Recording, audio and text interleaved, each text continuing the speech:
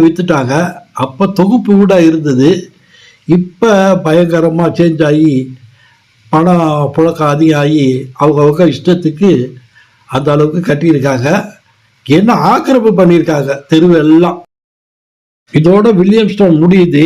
இந்த லெஃப்டில் இருக்கிற இடம்லாம் back side military area, cantonment area. இப்போ அந்த கண்டோன்மெண்ட் ஏரியாக்காரங்கெல்லாம் ஒரு சட்டம் போட்டிருக்காங்க. 11th 10th 9th அதுக்கு மேலே உள்ள பில்டிங்கெல்லாம் நீங்கள் 3 மாடிக்கு மேலே கட்டக்கூடாது அப்படின்னு சொல்லியிருக்காங்க.